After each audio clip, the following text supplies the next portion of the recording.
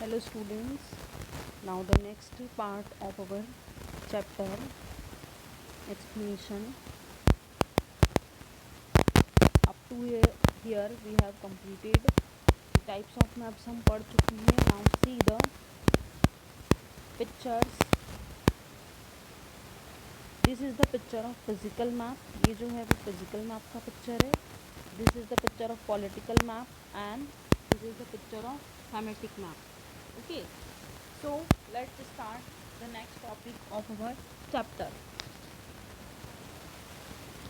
Components of a map.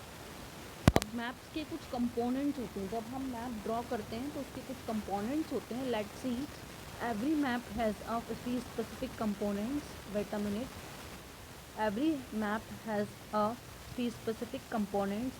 Her map का एक specific components होते हैं. नेमली जैसे कि scale, direction, signs and symbols and colours. बिना इनके हम मैप को नहीं ड्रॉ कर सकते हैं. What is scale, direction, science, symbols and colours. Without this components हम मैप को नहीं ड्रॉ कर सकते हैं. They are also known as the language of a map. ये मैप की लैंग्वेज होती हैं कि जिसके थ्रू हम इनको समझ सकते हैं. जैसे हम जब टॉकिंग करते हैं तो हम क्या इंग्लिश लैंग्वेज का यूज़ करते हैं, हिंदी लैंग्वेज का यूज़ करते हैं. अब मैप क्या बोल सकते हैं? नहीं. तो उनकी लैंग्वेज क्या है? ये इनके components, scale, direction, science, symbols, हम उनको कैसे समझते हैं? इनके थ्रू. Now scale.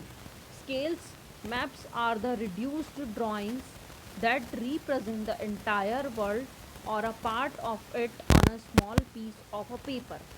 मतलब जो मैप है एक रिड्यूस्ड ड्राइंग है पूरे वर्ल्ड की. एक रिड्यूस मतलब कि उसको वर्ल्ड को कम करके उसको एक सिर्फ एक पीस ऑफ पेपर, एक पेपर के टुकड़े पर बना दिया गया है. तो उसे मैप बोलते हैं. In order to accommodate the entire world or a country on a paper. मतलब उसको किस पे, उस एक पीस ऑफ पेपर पर उस कंट्री और वर्ल्ड के लिए हमने क्या किया, एक इनफ स्पेस के बना दिए उसके लिए, वर्ल्ड के लिए और कंट्री के लिए हमने एक स्पेस बनाई है. किस पे? पीस ऑफ पेपर पर उसको एडजस्ट किया है. तो वो किसके थ्रू किया है? इसके कंपोनेंट्स के थ्रू किया है. It has been drawn on a reduced scale. ये किस पे बनता है? रिड्यूस्ड स्केल पे बनता है. मतलब कि जो एक्चुअल ऑब्जेक्ट होती है ना उसको कम करके और एक्चुअल जो होती है उसकी स्केल उसको रिड्यूस करके हम इसको मैप को बनाते हैं.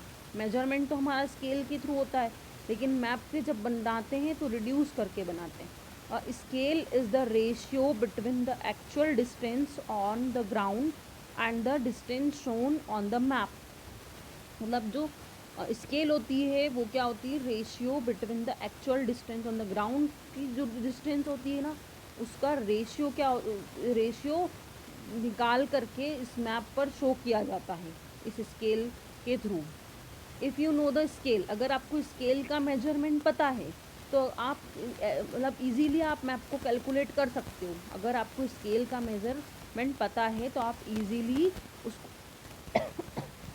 उसको मैप पे कैलकुलेट कर सकते हो. मतलब जैसे कि कोई चीज़ अगर 3 सेंटीमीटर की है तो वो सपोज़ कोई चीज़ 10 सेंटीमीटर की है ना. कोई चीज़ 10 सेंटीमीटर की है तो वो मैप पे रिड्यूस्ड होकर बनेगी. वो मैप पे 10 सेंटीमीटर की नहीं बनेगी. उसकी जो भी उसका रेशियो होगा उसके अकॉर्डिंग वो बनेगा. 10 सेंटीमीटर का बनाएंगे तो एक पूरा पेपर ही कवर हो जाएगा. इसीलिए तो इसलिए कहा गया है कि मैप जो होते हैं वो रिड्यूस्ड स्केल पर बनते हैं ना. अब तो ये देखो सिटी का मैप तो 10 सेंटीमीटर इतने में तो सिटी का मैप बन ही नहीं सकता है. इसीलिए यहाँ पे इसका प्रोपोर्शनेट होता है, अमाउंट रेशियो में होता है. Then if you know the scale you will be able to calculate the distance between two places on a map. मतलब अगर स्केल का मेजरमेंट पता है तो आप डिस्टेंस कैलकुलेट कर पाएंगे दो प्लेसेस की मैप के. मतलब मैप पे दो प्लेसेस की डिस्टेंस, सपोज़ कि आपको जैसे मैप पे तो दिल्ली और अगर राजस्थान है ना, अगर हम कि इनको देखेंगे तो बहुत पास दिखते हैं, लेकिन जब उनको मेज़र करेंगे और स्केल का मेजरमेंट हमें पता है तो हम उसको कैलकुलेट कर पाएंगे. जैसे आपको मैं बता, हाँ, मैप का जो one, then map can be small scale maps और लार्ज स्केल मैप्स। मैप्स क्या होते हैं, स्मॉल स्केल मैप्स भी होते हैं, लार्ज स्केल मैप भी होते हैं, मतलब लार्ज स्केल्स पे भी मैप बनते हैं और स्मॉल स्केल्स पे भी बनते हैं। Continents and countries are shown on a small scale and cities and towns are drawn on a large scale. जो कॉन्टिनेंट्स और जो कंट्रीज़ हैं वो किस पे शो होते हैं, स्मॉल स्केल मैप्स पे होते हैं, और सिटीज़ और टाउन्स जो होते हैं वो लार्ज स्केल मैप में होते हैं। ठीक है। अब मैप की आपको अगर मैं डिस्टेंस बताऊं तो 1 किलोमीटर का मतलब होता है 1 सेंटीमीटर का मीनिंग होता है 50 किलोमीटर। मैप में जो स्केल होती है उसका अगर मेजरमेंट 1 सेंटीमीटर, इट मीन्स की 50 किलोमीटर। ओके। मैं जब आपने online live video class attend की होगी तब आपने देखा होगा, मैंने आपको वीडियो के थ्रू अब एक्सप्लेन किया था। Now large scale maps give more information than small scale maps. देखो मैं आपको क्लियर बता रही हूँ कि जो कॉन्टिनेंट्स और जो कंट्रीज़ हैं वो स्मॉल स्केल मैप पे शोन होते हैं और cities and towns large scale maps पे ड्रॉ होते हैं। क्लियर। और लार्ज स्केल्स में हमें ज़्यादा इन्फॉर्मेशन मिलती है as compare to the small scale maps. Understand up to here. Now the next component of a map, directions. Directions are an important part of a map. In most maps you will find an arrow marked with the letter N in the upper right hand corner indicate the northern direction. देखो directions जो होते हैं आपको पता है 4 directions होते हैं, east west north south. ठीक है।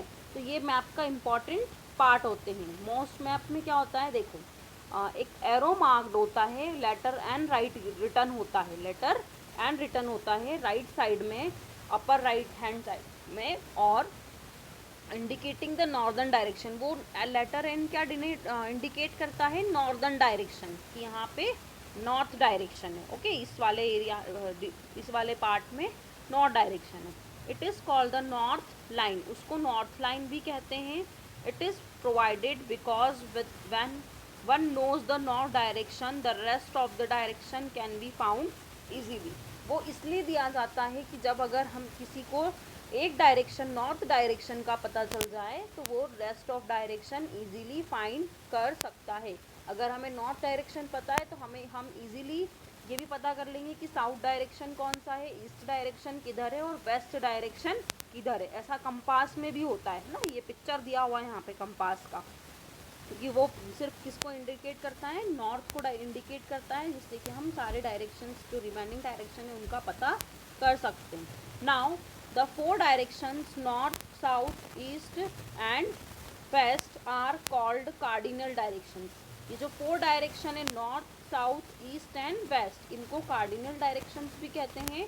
देयर आर 4 इमीडिएट डायरेक्शंस, अब sorry, there are 4 intermediate directions. 4 intermediate directions होते हैं, north east, south west and north waste.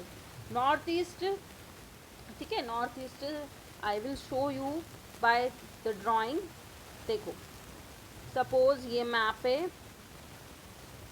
Okay. यहाँ नॉर्थ होता है, साउथ, ईस्ट एंड वेस्ट।